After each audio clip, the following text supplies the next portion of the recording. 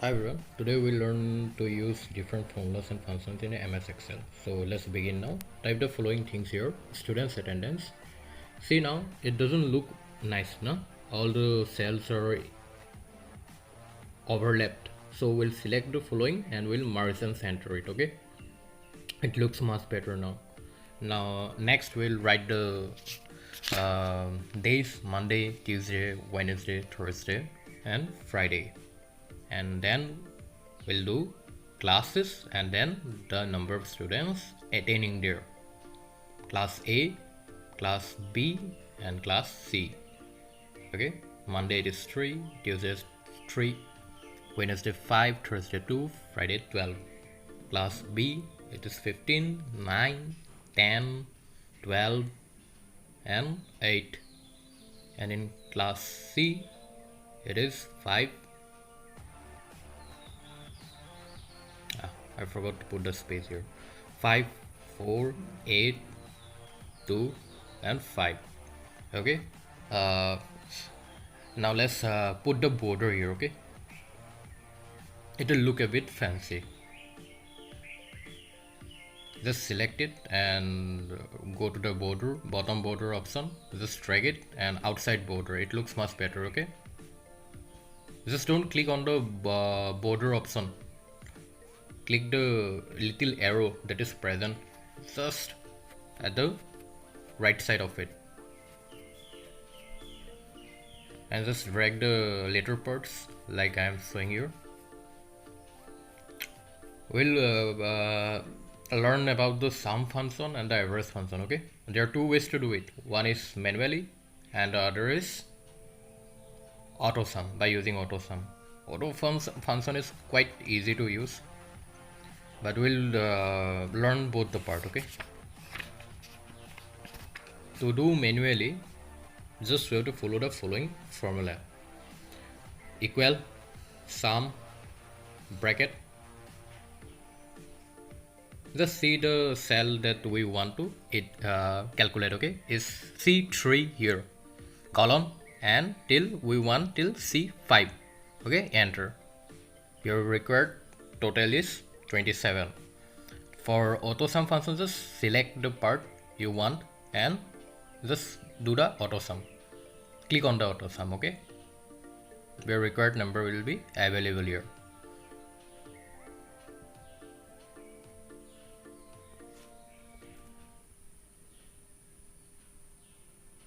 Yeah, do the later part, drag it, click on auto sum, that's it. For the average function, we'll do same thing, just write equal,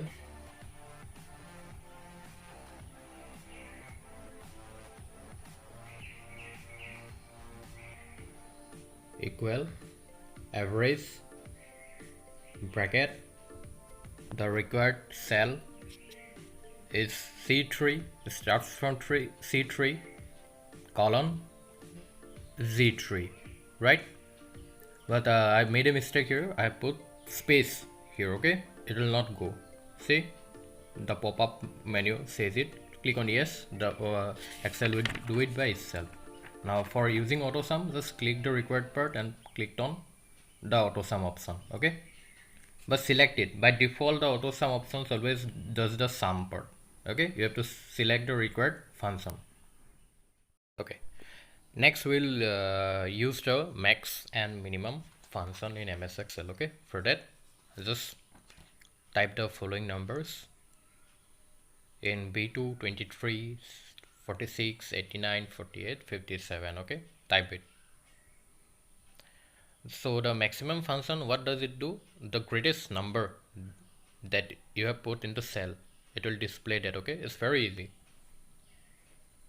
For that, just put the following formula: equal, max, bracket, B2, colon, F2, right? Just put on enter. There are two ways to do it. Okay, one is manual and the other is by using auto sum option. Okay, now the highest number is 89 here, so 89 is displayed. Okay, just Okay, we'll do next through the auto sum option. Just select the required and go to auto sum, then max. Okay, so 89, the same answer comes.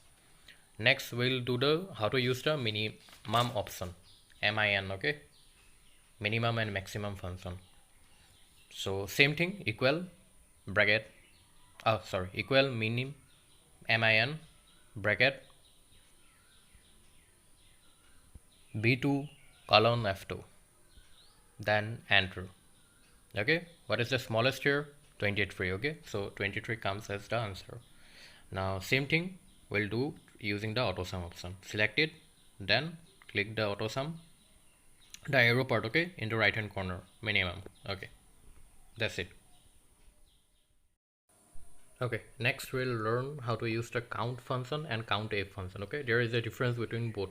Okay, the count function is used to count the number of cells in a selected range that contains only numeric values. Remember, only the numeric values. Here are two different datas, right? 12, Monday, 15, 07. Some are numeric and some are alphabetic. So the count function, what it will do? It will just count the number. Okay, numeric part. It will ignore the alphabetic part completely. The number of numerals present over there. Okay, it will count only that. Remember the count function. For that, just select the count.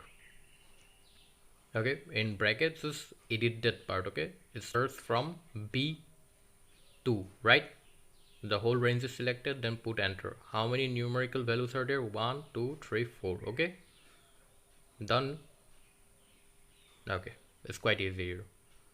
Next we'll use the CountA function. Okay, the CountA function is used to count the number of cells in a selected range that contains some data. Remember, it ignores the empty cells there. Okay, here I'm searching for CountA.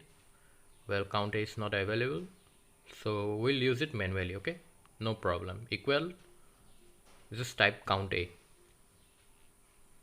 No, it's not available. My Excel is outdated, I think, not the latest one. Okay, so not a problem. Equal CountA, then put the bracket, the required number of cell. Okay, it starts from b2,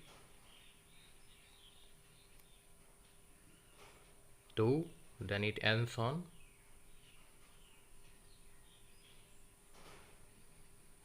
b9. Okay, enter. So there are 6 cells present. Remember, it ignores the empty cells. Okay, so next we'll start about the if function, in how to use if function in MS Excel. For that, just type the following things: 12 Monday, then 15th 7 of August 2020 Friday, and so on. Okay, we'll type it. Just type it. Look, the if function, what does if function do? The Excel if function is used to test a user defined condition and returns one result if the condition is true and another result if the condition is false. For that, just write the following formula: equal if bracket b2. b2 is selected, right? If b2 is greater than 10, then it will be greater. If not, not greater. Okay, if false. Now 12 is what? Greater. It will be, so the answer will be greater. Remember it. Now like that, we'll do the next part. Equal if bracket b9, the required cell, equal, then Saturday, inverted comma close, comma. If b9 equals Saturday, then the number will be 25. If not, 50. So b5 is Friday, so it will be 50.